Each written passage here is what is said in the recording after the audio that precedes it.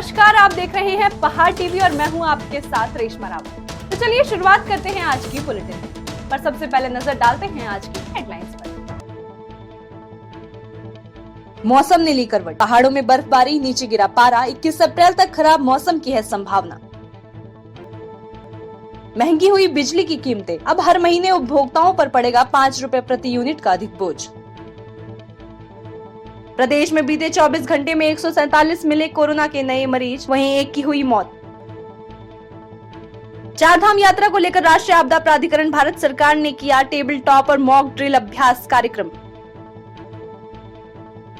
उत्तराखंड में रोजगार न होने के कारण हजारों युवा शहरों की ओर पलायन कर लेते हैं और जो कुछ पहाड़ों में रह जाते हैं वे बागवानी, खेती बाड़ी को ही अपना रोजगार बना लेते हैं। बागवानी से ही पहाड़ों में रहने वालों की आर्थिक टिकी रहती है। ऐसे में सरकार ने इस बागवानी को बढ़ावा देने के लिए और पलायन को रोकने के लिए कई योजनाएं शुरू, लेकिन जब इस बागवानी में भ्रष्टाचार होने लगे तो जनता क्या करे। मामला उत्तरकाशी के जरमोला उद्यान केंद्र का है, जहां खुद पुरोला भाजपा विधायक दुर्गेश लाल ने उद्यान विभाग पर भ्रष्टाचार के आरोप लगाए हैं। वहां लगाए सेब के पेड़ों पर हुए करप्शन और अधिकारियों की मिली भगत पर उन्होंने जमकर बात कही और सरकार से इस पर कार्रवाई करने को भी कहा।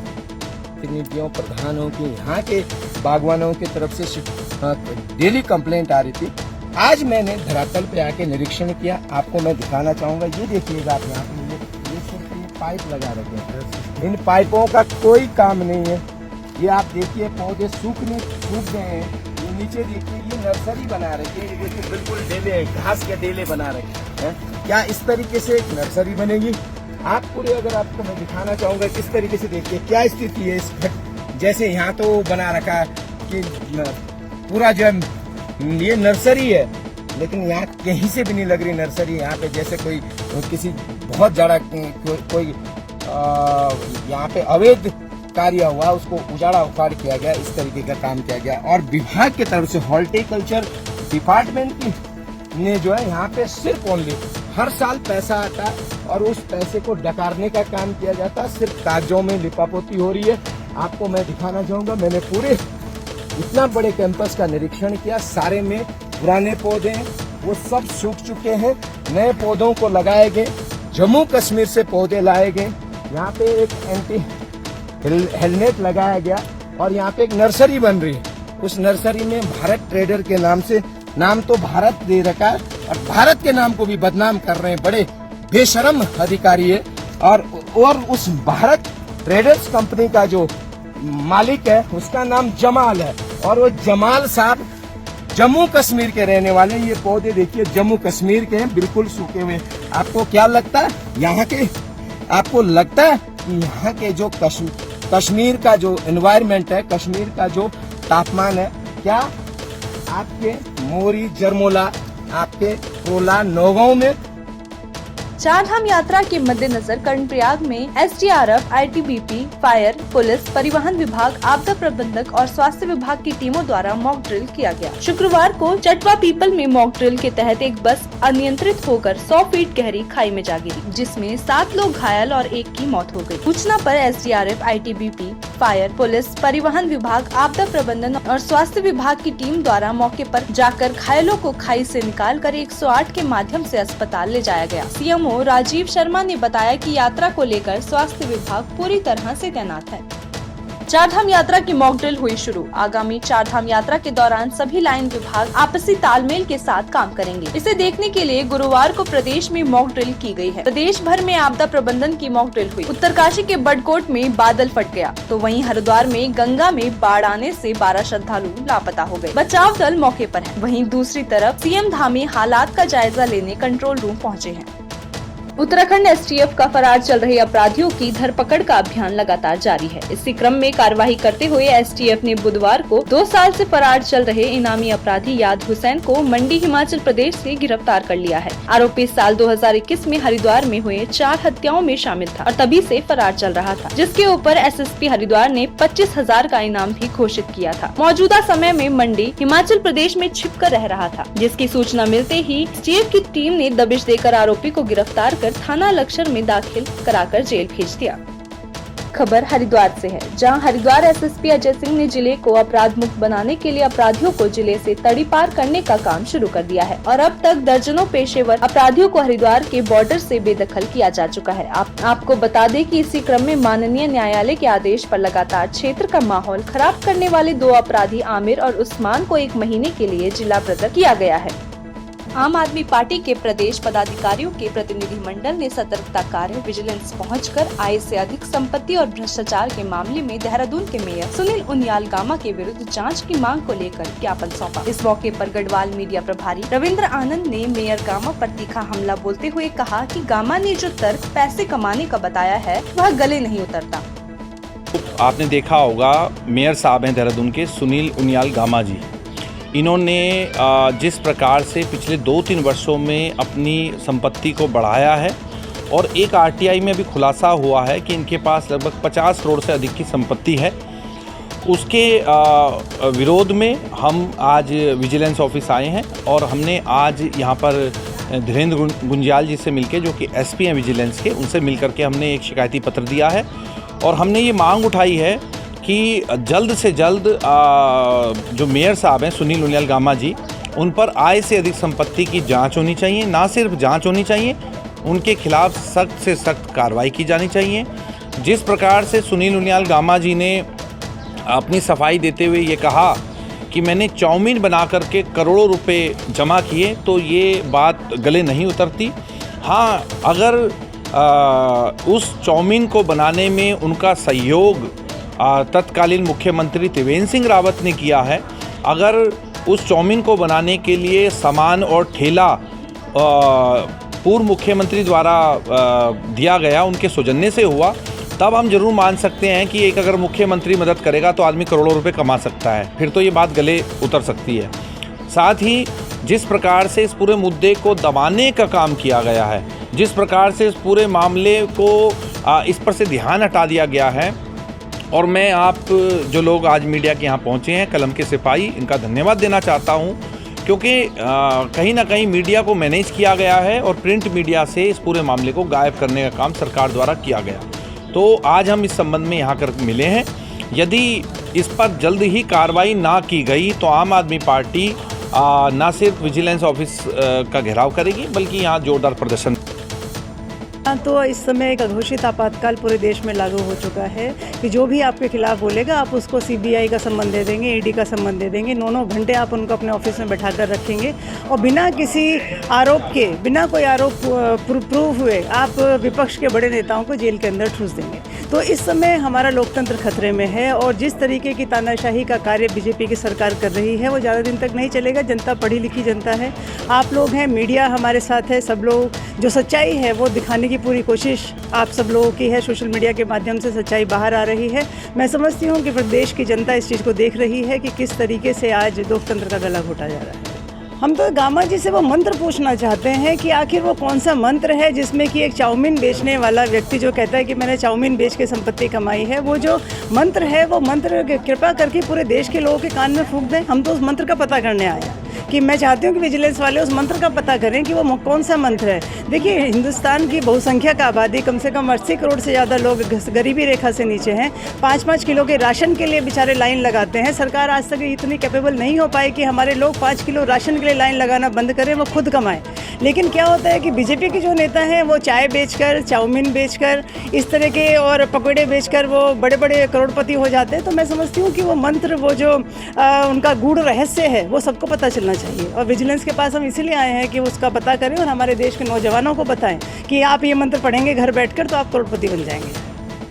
विकासखंड मुंसियारी में स्थायी उप जिलाधिकारी व स्थायी तहसीलदार की नियुक्ति करने की मांग को लेकर कांग्रेस कार्यकर्ताओं ने जिलाध्यक्ष, जिला कांग्रेस कमेटी डीडी हाट मनोहर सिंह टोलिया के नेतृत्व में उप जिलाधिकारी कार्यालय में एकत्रित होकर मुख्यमंत्री उत्तराखंड सरकार को ज्ञापन भेजा। वहीं मनोहर सिंह टोलिया ने बताया कि स्थायी उप जिलाधिकारी व स्थायी तहसीलदार की नियुक्ति की मांग को लेकर कल शुक्रवार को उप जिलाधिकारी कार्यालय परिसर मुंसियारी में 1 दिवसीय सांकेतिक धरना प्रदर्शन किया जाएगा। लक्सर में रेलवे के खिलाफ गठित की गई संयुक्त संघर्ष समिति का आंदोलन का नजारा गुरुवार को क्षेत्र के संपूर्ण बाजार को बंद रखने के रूप में नजर आया। इतना ही नहीं, सरकार और रेल प्रशासन तक आवाज पहुंचाने के लिए दर्जनों से भी अधिक राजनीतिक संगठनों ने एक संयुक्त संघर्ष समिति गठित करते हुए इस बाजार बंद की घोषणा कुछ दिन पहले ही कर दी थी। सुरक्षा के लिहाज से पुलिस और प्रशासन द्वारा भारी पुलिस बल की टुकड़ी भी नगर क्षेत्र में तैनात की गई। वहीं समिति अब मांग पूरा नहीं होने की स्थिति में रेल का चक्का जाम और चुनावी बहिष्कार पर अड़े हुए हैं। इस सबकी अपनी पीड़ा है। हमारे एक आग्रह पर सभी ने अपना समर्थन दिया है, क्योंकि आज लक्सर का जन जन इस रेल के क्रियाकलाप से पीड़ित है। कहीं आने जाने लायक नहीं रहा, किसी कारोबार के लायक नहीं रहा, क्योंकि यहाँ पर मुख्य साधन एक रेलवे ही था जिससे आने जाना एक सुलभ हुआ करता था। रेलवे ने निश्चित रूप से लक्सर की जनता के साथ एक विश्वासघात भी किया है। उसका जवाब है ये। अगर रेल प्रशासन इतने पे नहीं चेतेगा तो आने वाले समय में आंदोलन बहुत विकराल रूप लेने वाला है। इसलिए मेरा तो रेलवे से विशेष एक आग्रह है कि रेलवे यहाँ की भावनाओं को समझे और रेल के अधिकारी, रेल मंत्री महोदय, सब लोग यहाँ की जनता को इसकी भावनाओं को समझेंगे तो इस बड़े उपद्रव से या बड़े आंदोलन से बचा जा सकता है। निश्चित मांग पूरी होनी चाहिए। विकासखंड मुंशियारी में विद्या भारती अखिल भारतीय शिक्षण संस्थान द्वारा संचालित श्रीमती हीरा देवी भट्ट विवेकानंद विद्या मंदिर इंटर कॉलेज मुंशियारी में 20 कंप्यूटरों की हाईटेक लैब का शुभारंभ हो गया। कार्यक्रम के मुख्य अतिथि डॉक्टर अंजनी जॉनी ने लैब के लिए 10 कंप्यूटर प्रदान किए। साथ ही भैरवी जानी, आलोक द्विवेदिया, तुषार जानी, अशोक जानी, राजीव भट्ट, डॉक्टर रोकसाना स्वामी, शालिका जोशी, राज भट्ट सभी ने भी संस्थान को कंप्यूटर और फर्नीचर भेंट किए। प्रबंध समिति के अध्यक्ष प्रमोद कुमार द्विवेदी इस उपलब्धि के लिए दानदाताओं का आभार जताया। उन्होंने यह भी कहा कि कम शुल्क में अच्छी शिक्षा देने वाले संस्थान को समाज के द्वारा भी अच्छा सहयोग मिल रहा है। उन्होंने विद्या भारती संस्थान का आभार जताया। श्रीमती हीरा देवी भट्ट विवेकानंद विद्या मंदिर इंटर कॉलेज मुंशियारी में आधुनिक कंप्यूटर लैब बनाने के लिए डॉक्टर अंजनी जानी जी द्वारा और उनके परिवार के अन्य लोगों के द्वारा, उनके रिश्तेदारों के द्वारा जो एक बहुत बड़ा कार्य यहाँ पर किया गया है। 20 कंप्यूटर उपलब्ध कराए गए हैं। 20 कंप्यूटरों की व्यवस्था और एक स्मार्ट डिजिटल बोर्ड की व्यवस्था यहाँ पर और की जानी है। विद्यालय को संसाधन युक्त बनाने के लिए उन्होंने हर संभव सहयोग करने का भरोसा दिलाया है। विद्या भारती अखिल भारतीय शिक्षण संस्थान के द्वारा एक विद्यालय संचालित है जो कि समाज के सहयोग से चलता है। हम इन सभी दानदाताओं का, आदरणीय भैरवी जानी जी का, आलोक द्विवेदिया जी का और समस्त दानदाताओं का हृदय से विद्यालय परिवार की ओर से हार्दिक धन्यवाद व्यक्त करते हैं। जनपद पौड़ी में उप निरीक्षक पद पर पदोन्नत हुए पुलिस कार्मिकों को वरिष्ठ पुलिस अधीक्षक पौड़ी श्रीमती श्वेता चौबे ने स्टार धारण कराकर शुभकामनाएं दी। वरिष्ठ पुलिस अधीक्षक पौड़ी ने अपने कार्यालय कक्ष में तीनों कार्मिकों देवेंद्र कठैत, कैलेश शाह, विपिन चंद के कंधों पर स्टार सजाकर बधाई देकर उनके उज्जवल भविष्य की कामना करते हुए शुभकामनाएं दी। साथ ही अवगत कराया कि अब आपकी जिम्मेदारी और अधिक बढ़ गई है। आगामी 22 अप्रैल को रामनगर में अखिल ब्रह्मांड उत्थान महासभा के तत्वाधानों में परशुराम जन्मोत्सव कार्यक्रम पूरे उल्लास के साथ मनाया जाएगा। कार्यक्रम को लेकर महासभा के राष्ट्रीय संयोजक पंडित विशाल शर्मा एवं प्रदेश अध्यक्ष पंडित हेमचंद्र भट्ट ने बताया कि 22 अप्रैल को राका पूजा एवं हवन के साथ ही नगर में उत्सव गार्डन में सम्मेलन का शुभारंभ कर प्रसाद एवं भोज के बाद कार्यक्रम का समापन किया जाएगा। उन्होंने बताया कि महासभा द्वारा पहली बार पूरे उत्तराखंड में यह विशाल कार्यक्रम आयोजित किया जा रहा है, जिसमें बॉलीवुड कलाकार बिंदु दारा सिंह मुख्य अतिथि के रूप में मौजूद रहेंगे। चारधाम यात्रा को महज कुछ दिन ही शेष है। ऐसे में केदारनाथ में कल रात से ही तेज बर्फबारी शुरू हो गई है। धाम में और पैदल रास्तों पर भारी बर्फबारी होने से आवाजाही में दिक्कत हो रही है। वहीं हाल ही में लगे टेंट भी इस बर्फबारी की चपेट में आने से क्षतिग्रस्त हो गए हैं। वहीं लगातार हो रही इस बर्फबारी से एक बार फिर से केदारपुरी ने बर्फ की सफेद चादर ओढ़ ली है। अगर ऐसी ही बर्फबारी होती रही तो व्यवस्थाओं में कई मुश्किलें पैदा हो सकती है। कोरोना और मौसम को देखते हुए तीर्थ यात्रियों के लिए एडवाइजरी जारी की गई है। कोरोना संक्रमण रोकने के लिए यात्रा पर आने वाले श्रद्धालुओं को कोविड के अनुरूप व्यवहार का पालन करना होगा, जिसमें मास्क पहनना, सैनिटाइजर, कोविड लक्षणों पर जांच शामिल है। उत्तराखंड में तेजी से बढ़ रही है गुंडागर्दी। आपको बता दें कि इन दिनों राजधानी देहरादून में सड़कों पर जमकर मारपीट हो रही है। आए दिन गुंडागर्दी और मारपीट के वीडियो सामने आते हैं। ताजा मामला देहरादून के वसंत विहार का है, जहां किसी रेस्टोरेंट में कुछ युवकों द्वारा एक युवक को जमकर लात घूंसों से मारा जा रहा है। इस बात से आप अंदाजा लगा सकते हैं कि देहरादून में अपराधियों को कानून का कितना डर है। दबंगों के हौसले इस कदर बुलंद हो गए हैं कि जगह जगह उनकी गुंडागर्दी का ही बोलबाला है। कानून की इस कदर धज्जियां उड़ाई जा रही है कि आम जनता को घर से बाहर निकलने में भी 10 बार सोचना पड़े। उत्तराखंड में बड़े पैमाने पर सरकारी जमीनों पर धार्मिक स्थलों को बनाकर अतिक्रमण किया गया है। वहीं शासन ने वन विभाग को तत्काल इन अतिक्रमण चिन्हित कर उन पर उचित कार्रवाई के निर्देश दे दिए हैं और इस संबंध में धार्मिक अतिक्रमण हटाने के लिए एक नोडल अधिकारी भी नियुक्त किया जा चुका है और अब इस काम की प्रत्येक दिन समीक्षा भी की जाएगी। आपको बता दें कि मुख्यमंत्री धामी ने सख्त आदेश दिए हैं कि सरकारी जमीन पर किसी भी प्रकार की अवैध अतिक्रमण को बर्दाश्त नहीं किया जाएगा और उन्हें तत्काल ही हटाया जाएगा। अभी आपने देखा होगा पिछले दिनों यहाँ की धर्म, यहाँ की संस्कृति, यहाँ के अध्यात्म और यहाँ के स्वरूप को बचाने के लिए हमने कहा है कि हम लैंड जिहाद जैसा महापाप भी देवभूमि के अंदर नहीं होने देंगे और उसके लिए भी हमने जितना भी वेरिफिकेशन ड्राइव चलाना है, वेरिफिकेशन ड्राइव चलाया है और सरकारी भूमि पर जितने भी कब्जे हैं, जितने इस प्रकार के अतिक्रमण हैं, उनको हटाने का भी निर्णय लिया है। मौसम विभाग द्वारा जहां जनपद उत्तरकाशी में बारिश होने की बात कही है, वहीं उत्तरकाशी के गंगोत्री धाम में बर्फबारी देखने को मिल रही है। झाला, सुखी सहित हर्षिल में भी बर्फबारी देखने को मिल रही है। वहीं दूसरे और निचले पहाड़ी क्षेत्रों में कल रात से लगातार बारिश देखने को मिल रही है। गंगोत्री धाम के गंगा पुरोहित राजेश सेमवाल ने बताया कि गंगोत्री धाम में दिन से काफी बर्फबारी देखने को मिल रही है। आने वाले 22 अप्रैल के दिन गंगोत्री धाम के कपाट खुलने जा रहे हैं। अभी माँ गंगा की डोली अपने शीतकाल आवास मुखवा में विराजमान है। माँ गंगा अपने शीतकाल आवास मुखवा से अब 22 अप्रैल गंगोत्री धाम में विराजमान होंगी। और आज की खबरों में बस इतना ही। आगे की खबर जानने के लिए देखते रहिए पहाड़ टीवी। तब तक के लिए नमस्कार।